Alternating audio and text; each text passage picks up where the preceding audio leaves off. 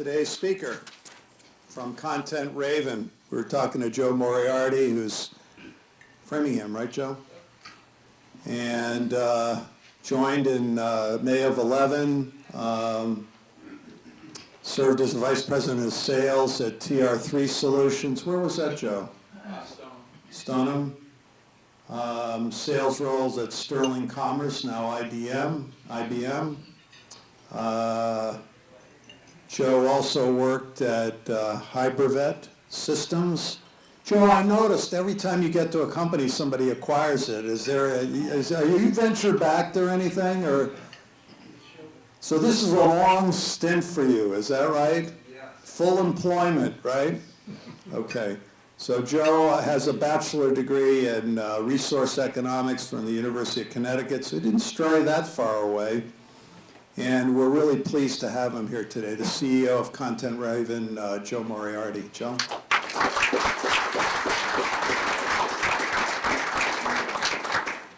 Thanks, Bob. Appreciate the intro there. So I'm going to talk today about something that excuse me, I'm really pretty passionate about, which is my whole career has been in sales and marketing. I kind of started selling enterprise software mid-90s, and so I've seen this shift of how people sell, and the way it's really shifted in the last 6 years, I think has been remarkable.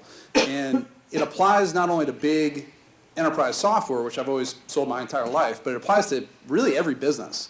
I think every single business can take advantage of this new shift in how you can sell, how you can market, and how these two organizations work together.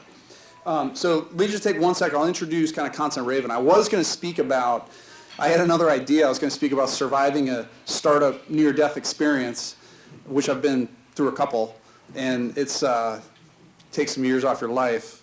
But it's a lot of fun to talk about, because if you can get through it, you get through it, and it teaches you a heck of a lot. And then hopefully you get to a liquidity event, which is really fun. But so Content Raven, real quickly, I just want to talk to you about our business, because I think it's important to frame up how we do this. How do we use sales and marketing to close big accounts? So we sell, Content Raven is a secure content distribution platform. We sell to Fortune 1000 companies. We sell to very big businesses. Our first company that we ever closed was EMC, so we got our start with EMC. We're now working with VMware, RSA, the security division, Pivotal, the joint venture, so we've kind of got all of those.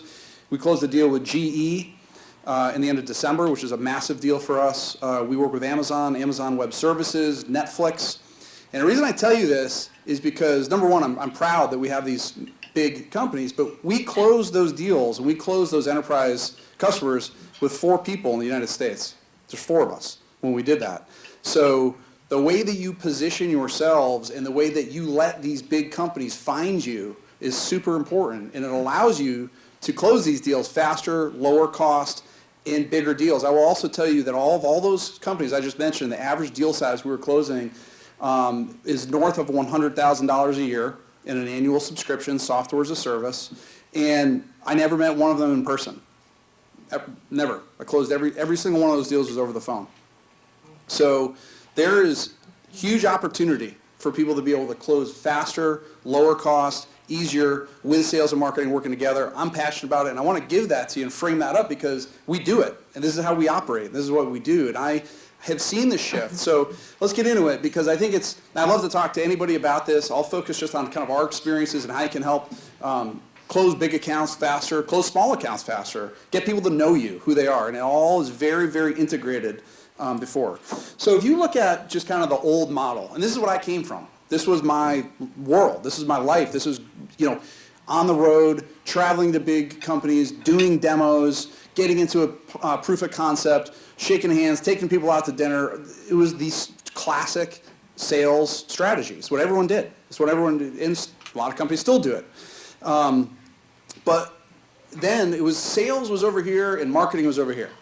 And salespeople would always say, what in the heck is marketing doing? They're over there playing with crayons in the corner, creating some art. I don't need that. We just need leads. We got to get these leads, and I got to go out and close, right? And marketing sitting over there saying, who in the heck do these salespeople think they are? They are overpriced prima donnas. They think they're closing everything. And so there's this natural conflict that always occurred. I'll never forget, I was at IBM, and our chief marketing officer and our VP of sales, would literally almost come to blows at our sales kickoff meetings. It was incredible. They hated each other. And it was like this it was in my mind. I was like, why is this happening? I don't really understand it. Good news is that has changed 100%, and I'll talk about it. But it was the classic roles. So what has changed? Why is it different now? Why is there this convergence of sales and marketing starting to work together? Because they are. And I think it's incredibly positive, and it's a great way to close deals faster and, again, lower cost. If you look at the way we used to do it, and again, I'll go back for a second. The way we used to do it is you'd go out and you'd position your solution, and you'd maybe do a proof of concept, and it would be a big licensed deal, and you were selling seats for big licensed software, and that's just the way it was. But all these new techniques are what's emerging, where you have free trials that you're giving away to big enterprises. You have free trials for small and medium businesses. You have a freemium option, which is where you let people go out and just use your product for free. We're going to give it to you in the hopes that you'll convert them to an enterprise account. The other emergence is many big companies are only selling inside. There's no more outside salespeople. I mean, look at, probably the earliest leader in this that we ever came across was Salesforce.com. Everybody's familiar with Salesforce. They pioneered this. They came out and they said, you know what? We're going to sell everything from San Francisco. That's where we are. We're going to talk to people on the phone. We're going to do web demonstrations. We're going to use GoToMeeting. We're going to use JoinMe. We're going to use all of the live web demonstration tools. And they pioneered it, and it was amazing. They were able to sell these really, really large enterprise accounts 100% over the phone. People saw this, and they said, why are we going and visiting people if we don't have to? Why aren't we just trying to, you could get a lot more salespeople. You could talk to a lot more people. You had incredibly much higher volume that you could deal with. So selling from the inside was one of the big transitions. And then the last bullet, which is really important, which is what has changed, is that there's now it's this low touch way of selling. There's some great statistics out there, but in fact, maybe I think I have it on the next slide. Well, I'll talk about it real quick. Today, if you do this right, if you position yourselves on the web through your website, and you position yourselves in content in your blog, and I'll tell you how to do that, and if you position yourself within the marketplace that you serve really well, people will find you, number one, because they're trying to solve an issue that you help them with, and number two, they're going to get themselves 80% down the road of making the decision before you even talk to them. And that's critical. And I'm going to tell you about why that's important, but you got to understand that with the research and the reading and the problem solving that people are trying to do, they don't want to talk to a salesperson until they're saying, tell me how we can work together. Let me tell you about my problem. Tell me how to price and get it forward. So this low touch, no touch close is absolutely happening. And that is because marketing and sales are now kind of one singular unit. We believe in this 100%, and I'll talk to you a little bit more about kind of how we do it in general, but technology was also a huge driver of this model taking shape. This isn't new. You guys all know this, but adoption of the cloud. Everyone runs software in the cloud now. Almost nobody's buying software and installing it on their own servers anymore. It's like you run it in the cloud. It's the right way to do it, personally, because it's cheaper, easier to deploy, redundant. You don't have to worry about server racks for yourself. And we run, just to give you a sense, our business, we don't have one server on site. We've got a development center. We don't have one server. We run everything 100% in the cloud. We don't have, so that shifted 100%. We used to have a big server room and all of our own equipment and all this. That's gone. It doesn't even exist anymore. So cloud has changed the way people buy and what they're doing. And then if you've got software as a service, platform as a service, infrastructure as a service, you guys have heard of Amazon Web Services. Amazing, amazing technology where everyone just runs on their servers. We run on their servers. We run on AWS. And I say that with pride because it gives us unbelievable scale of infrastructure. Mobile, obviously how people are buying, how people are searching, the advent of people using their mobile devices for more and more within business. Marketing automation, I want to touch on this because I don't call it out. I will call it out on the next slide, but you all know HubSpot. Everybody's heard of HubSpot. Unbelievable local company, right? Went public about a year ago, maybe less than a year ago. They actually have done, and they're in Cambridge, I love it that it was a local Massachusetts business that started small. They might have been in the innovation program. I don't even remember, Bob. Were they ever in it? They were. They were one of these companies that started in Cambridge, went through the SBANE innovation program. Now they're publicly traded in the darling of what I'm talking about. They defined this space. They defined inbound marketing. And so let me take a step back because I talk about this because we live and breathe it all the time. But let me just explain inbound marketing in general. Inbound marketing is the idea that you are getting people, in a very simple term, to your website. They are finding you. Someone is finding your company. Someone is finding what you do, right? So how do they do that? They do it with search on Google. They do it with Google AdWords. They find you because you put stuff there. You write a blog. You write a blog because it helps you with your search engine optimization, and you start to tag it correctly, and you start to put it out there, and you start to write, and you maybe start to put up some videos, and that gets you ranked up much higher in Google. And then you can do what's called content syndication, which is you write white papers, and you write thought leadership pieces, and you write about your industry, and you write about, not about yourself. You don't write about yourself. You write about your industry. You write about why your industry is shifting and what's important to buyers. And you start to create thought leadership pieces, and you put that out on the web. And what happens is when you start to talk about that and you create great content, people find you. They will find you, and they'll be able to understand what are you doing. And wow, this is a great innovative company. I'm going to talk to them. That's inbound marketing. It's putting enough word out that people can find you, search for you, understand what you do, and then want to talk to you about it. That's what inbound marketing is all about. It's about content. It's about creating content. So that's a critical piece of basically what I'm going to talk about, what this is all about. So the shift was really, really important in what happened. And by the way, I'll send anybody these slides that wants to see them, and I'm happy to talk about this, about detail. If anybody wants to hear detail about the tools to use, how to implement it, what you can be doing, it's really low cost, and I'm telling you, it will help your business if you're not doing it. Absolutely, it will help your business if you're not doing it. So I already mentioned this, but when somebody finds you on the web, right? Somebody searches for a service. Somebody searches for a product. Somebody's trying to solve a problem. They're out there, right? By the time they talk to a salesperson, by the time they're 80% down the road. They've looked at your competitors. They've done some of their own comparisons. Maybe they've tried to find price, but they're there. They're down the road pretty darn far, a lot farther than they used to be. And they self-educate. And then this is a critical piece right here. Buyers don't want to be interrupted in their day anymore. They just don't. They don't want to. Cold calling, we still do it. Look, I'm talking about inbound marketing a lot. We still do outbound. We still pick up the phone and dial. We still got guys on the, trying to catch people from 11 to 12 and from 3 to 4. We know the times. We know when people pick up the phone. And you do that. We still do that. But inbound is really impressive. But they don't want to get interrupted. People are just like, gosh, I have so much going on. I can't pick up the phone. It's very difficult. So they're searching on their own terms. They're searching on their own time. They're trying to find a solution to a problem when they want to do it. It's the other reason why you have to have great content out there. You got to talk about yourself in the right way. You got to talk about your industry in the right way. So these tools that I've listed up here, HubSpot, Pardot, which is owned by Salesforce, Marketo, Acton, these are all platforms to help you create this content, to create blogs, to create content syndication, to create email nurturing campaigns. These are excellent tools. We use HubSpot. I kind of endorse HubSpot just because I love that they're a local company. I know some folks there, but excellent platform. Again, I'd be happy to talk to anybody about it one-on-one about it. But those tools allow you to go from the broadcast model, which is where you shout your own, you talk about yourself. That's the broadcast model. This is why we're great. This is what we provide. This is our solution. This is why you should buy it. This is the ROI you're going to get. That's broadcast. That's what marketing kind of used to be. And marketing is still to some extent.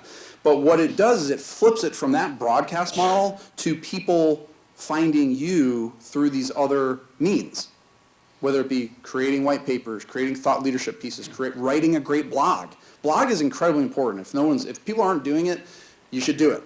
Because it's a way for people to find you, and it's a way for people to understand what you do, and it's a way to interact with people that they've now subscribed to you. So this shift has been That's probably the biggest shift. Of anything I've talked about, that has been the biggest shift that is successful, is going from that, I'm going to talk about our solution and us massively, to I want people to find me.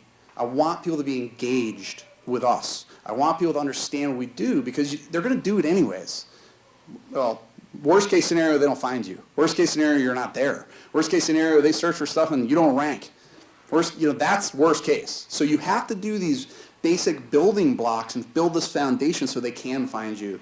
And then when they do find you, they like you. They say, wow, these guys talk about this and they help me understand the problems better, and they help me understand the industry better. And that's what people ultimately, and I talk about this again, ultimately people buy from people they like. They still buy from people they want to do business with. I mean, that's sales 101. That hasn't changed. That'll never change. So creating this content so people can find you and interact with you and know that they're all the way down the road, pretty far down to that solution, then what do?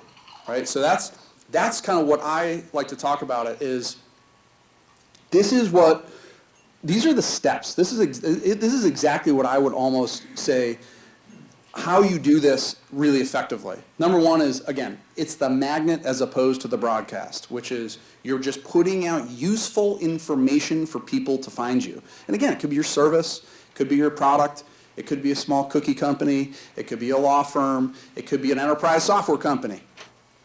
Everyone can be doing this, because fundamentally the way people find you is they're looking on their mobile device, they're doing a quick search, they hear about you, it's different ways and people are finding about you. The second one is about the content, which is enlighten and educate your buyers. So enlighten them on the industry, enlighten them on trends, enlighten them on what's happening, enlighten them on this is what software is changing to, this is why you should be on the cloud, this is how you can save money.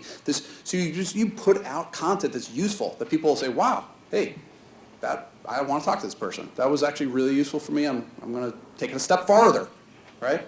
So you want to create great content that people want to read. That's the enlightenment piece. Then, and a lot of people, again, this can create hesitancy when I talk about this piece, but social is very important.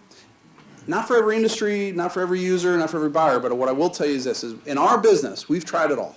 We've tried Twitter, we've tried Twitter advertising, we've tried LinkedIn, we've tried LinkedIn advertising, we've tried Facebook, we've tried G+, Google+, which nobody uses. We've tried it all. And we've tried to engage with people on social media. For us, I know, because we've tested it and we measure it and we look at the results, it's Twitter and LinkedIn. That's how we engage with people. That's how we follow our customers on Twitter. We follow the buyers on Twitter. They follow us back. We start to have some type of social engagement with them. We look at them on LinkedIn. We follow them on LinkedIn. We try to interact with them on LinkedIn. We do some Twitter advertising. We do some LinkedIn advertising tactically. And we look at what's it resulting for us. Does it create a lead? Does that person create an opportunity? Does that opportunity close? How long did it take from the time we interacted with them until they closed? So social is very important. And again, if you're let's say you're a cookie company that we were just discussing earlier, Facebook is probably one of the more incredible marketing tools you can use to do that stuff.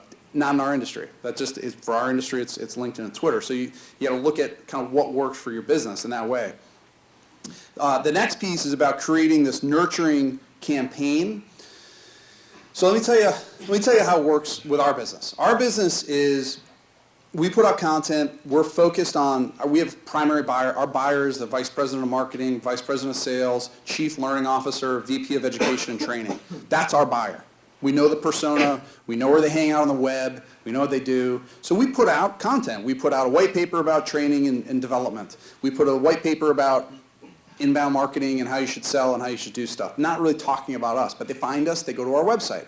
They go to our website, then we have a bunch of what we call calls to action. And the calls to action are, do you want a demo? We'd love to demo you the product. Do you want to watch a video? Hey, if you want to watch this video, you got to give us your first name, last name, and email address.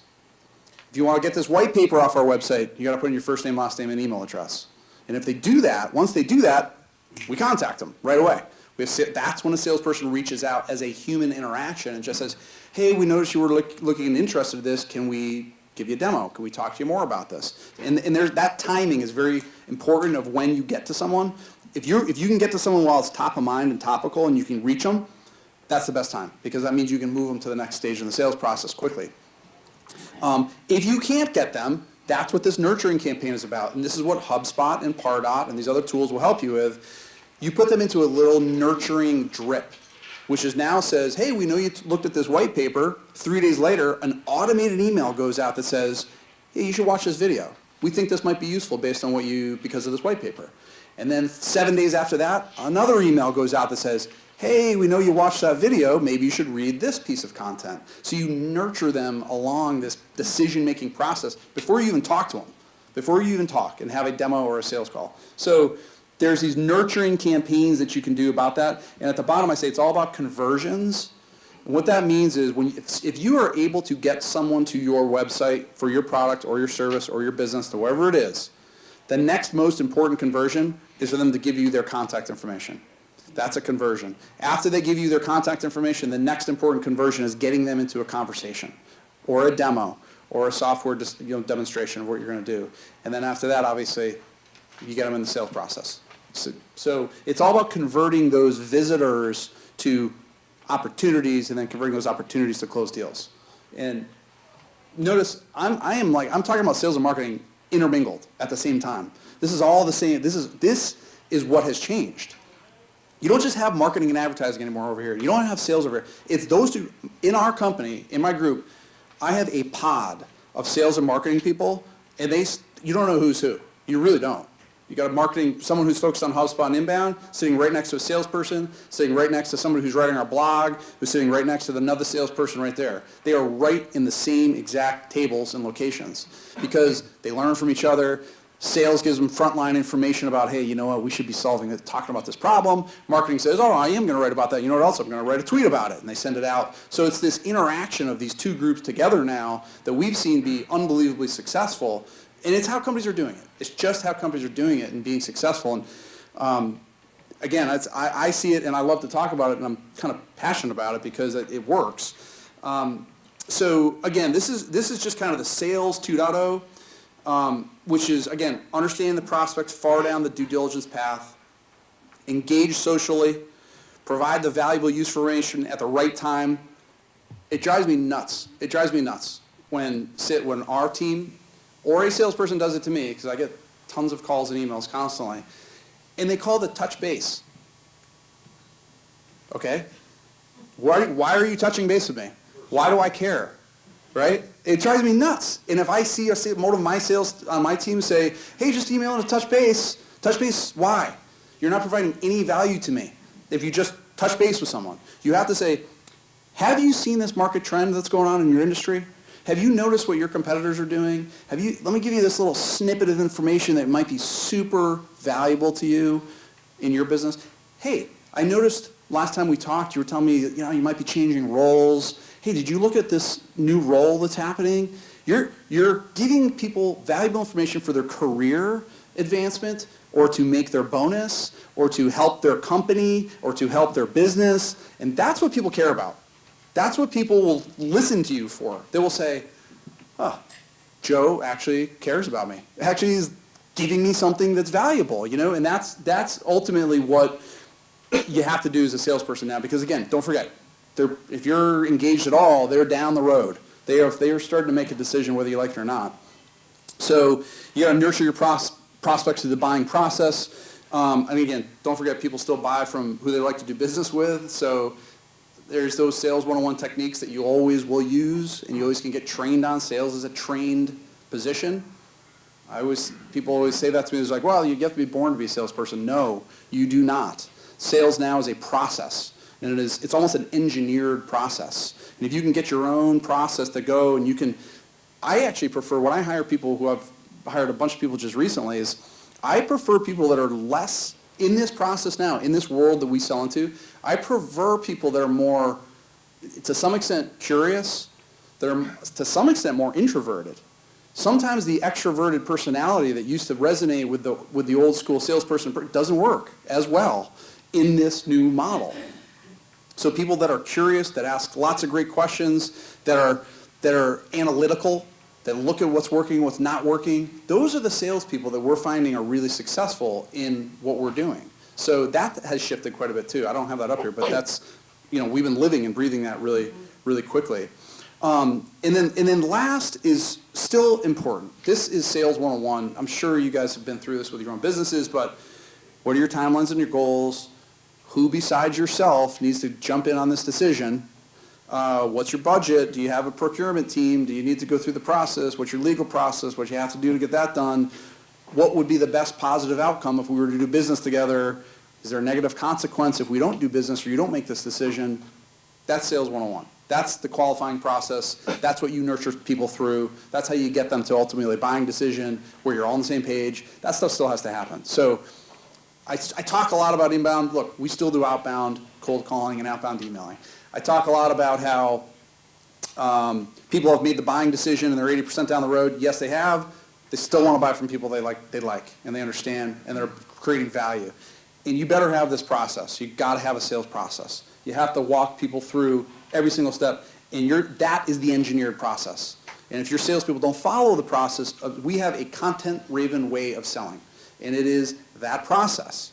And if you get people to follow the process and you hold them to it, and you hold them accountable to it, that's when you can be repeatable. That's when you can grow faster. That's when you can start to get massive growth, massive amounts of sales, and it's measurable, and you can understand how long it's taking, and you can understand where they're getting stuck in the process. So that is still critical. I mean, that is an incredible part of what you still have to do. So what do you do? And I don't know, I think I'm trying to talk fast here, but I think we're still on track with time. So this is what we do. I already said this. Join sales and marketing together, one team, one goal, one vision. My opinion is make them sit together. It's just an easy way to do it, and they talk, and it's a great thing to do. Delight your prospects with content. Write good content, write good blog, create a little video. Talk to Peter about the video if you don't know how to shoot video. Get people in, put stuff out there that they want to read that's useful and valuable. Surprise your prospects with helpfulness. I love this one. Actually, you ever go to a Home Depot, you ever go to a Lowe's, and you're walking around, you're like, oh my goodness, I need to find a specific part, and I can't find anyone. I can't find anybody. I got this question, and I don't know how to answer. It's frustrating. It's so frustrating. It's the same thing that happens if your salesperson contacts a prospect that has given you their contact info. The first thing they should try to do is be helpful. Hey, what are you looking for? What can I help you with? Is there a question you don't have answered? What's your goal? Why are you doing this? What is your issue? Just be helpful. In the initial touches, the helpfulness will take you much farther down the sales road if you can just be helpful with people in that process. And it surprises people. It really does. It really does surprise people. You just are genuinely trying to say, hey, you're looking for a solution. We'd like to help you figure out if it's the right decision or not. By the way, ours might not be the right solution. Let me help you down the road. I know I can answer for you. So, and sure, I mean, that will surprise people in and of itself. If you just ask them, we might not be right, but I'll help you make the decision and make sure it is right before we do any of that. So let me be helpful. We love to do that. Shock your customers with service and thoughtfulness. I love when salespeople or marketing people proactively give valuable information, proactively provide good data that they should be working on, proactively implement the solution that's there. All that stuff is shocking to some extent to people. And, the easiest deal, 100%, is the referral. 100% is the easiest deal. It's the lowest cost. It's the easiest to close. GE for us, by the way, which, again, I'm very, very excited about that opportunity. That was a referral. We had one of our other customers. They were out talking together at a networking event. They said, hey, how are you doing this? They said, oh, you should talk to these guys, Content Raven. We closed that GE deal in 30 days, an enterprise deal. It took us 30 days to close it, which is an incredibly compressed sales cycle at an enterprise level. So make referrals easy. That's the key, is that make it easy. So that is essentially the last piece I'll just touch on real quick, because this is something, if you're really interested in this, I will talk to you one-on-one about it, because there's a ton of stuff you can do with data and you have to do it. But it's you got to embrace these specific tools I talked about. You can test everything. There's something called A/B testing, which is where you put out one message and then you put out another message, and whatever somebody clicks on works better. So you can do a lot of A/B testing, iterate your messaging content, study the results. But, customers are all that matter. So that's what we're doing. That's what Content Raven's doing. That's our kind of our team approach. That's our sales and marketing approach. So there's my contact information. If anybody wants to contact me, please, I'd love to talk to you about it. I'm happy to help. So that's how we're doing it. That's that.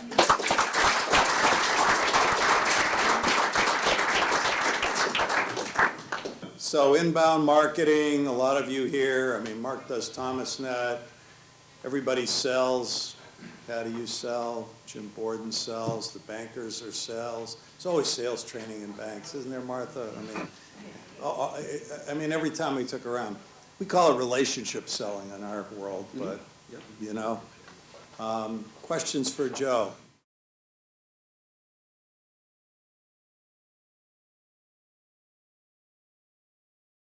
Yeah. So the question was, are there industries that are hesitant to adopting this type of change? And yeah, there are. And if you just even, high tech and software is kind of built for this. There's still lots of companies that aren't doing it and aren't adopting it really as rapidly as they could or as fast as they could. So we're still at that kind of adoption curve that's starting to go. I think there's lots of mid-sized companies that are hesitant, and it's not necessarily industry or vertical focused, but it's more about they're hesitant because they don't know how to do it or they don't know how to get engaged. And to them, I say, go to HubSpot.com, go to Pardot, go to Salesforce. They will tell you how to do it. They'll tell you exactly. There are so many, because there's so much information on how to do it. So mid-sized companies to smaller companies question if they're going to get the ROI and the value out of it, and they will. They will. They just got to get started to do it. So high tech, I think, is probably the best industry. But then there's other industries that think maybe they don't have to do it. Could be manufacturing, could be telco, could be oil and gas, could be these, but pharma. There are some of those other markets that aren't really adopting it as quickly as they should be either. But it is just as valuable because you're interacting with your end customers, right? Your end consumers of wherever it is, whether it's a pharma or whether it's manufacturing or whatever it is. There are much better ways to just interact with customers that they never did before. They never knew who they were. They never knew what their interests were. So I think that all of those industries should be advancing this much quicker, and it's a big opportunity. So we're still early stage. This is still early stage. People talk about this a lot. HubSpot does a great job talking about it, but it's still early. We're still starting to see this thing ramp.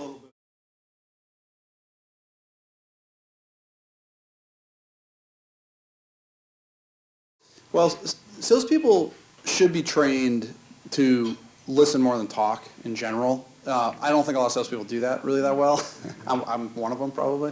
But I think one of the big shifts is understanding that, again, the person's really far down the road. If they found you and they've given you their contact information, they're far down the road. So you can't just start to broadcast why you're so great and what your solution is going to do and why you should be buying it. It's got to be more about the questioning, which is, how'd you find us? Why did you find us? What role are you in? Where'd you come from?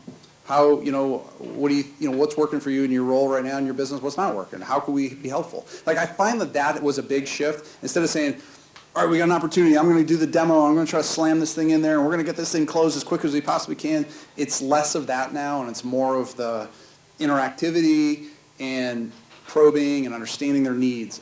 That's probably been the biggest shift, but then also the fact that they can influence marketing.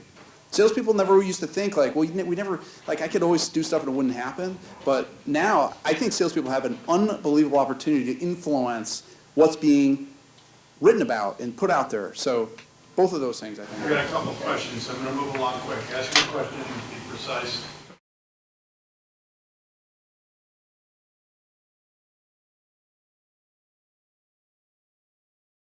It's all about content, and it is an investment, and it does take time. I would say this. I say commit to writing regularly, and not just one person. You should try to get other people in your business to commit to writing. You got to put stuff on paper. And when I say that, I mean blog content. And it doesn't have to be short. We're talking 300 words, 400 words. Write 300 or 400 words once a week. And then, but plan it out. Say, all right, we're going to put up our calendar. We're going to say, we're going to write about this topic, then this topic, then this topic, then this topic. Assign it to people. Have them create. Have them write. Give them free reign. I mean, they'll create good stuff, you know. So have them go out there and start to create and be creative. That's the best way to create content really quickly, what we found. And then you can do this content syndication piece, which is where you write a white paper or something for your industry and post it on different sites that aren't yours. So then people start to find you. That's one of the best ways to rank. Google loves that. So that's another way to do it.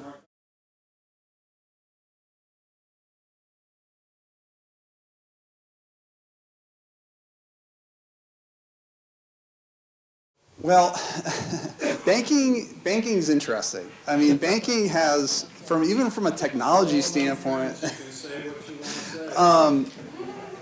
banking is so lucrative and that is so far behind in technology. It's crazy to me. So I think, I don't think banking's doing a great job, honestly. I really don't. But I will tell you this.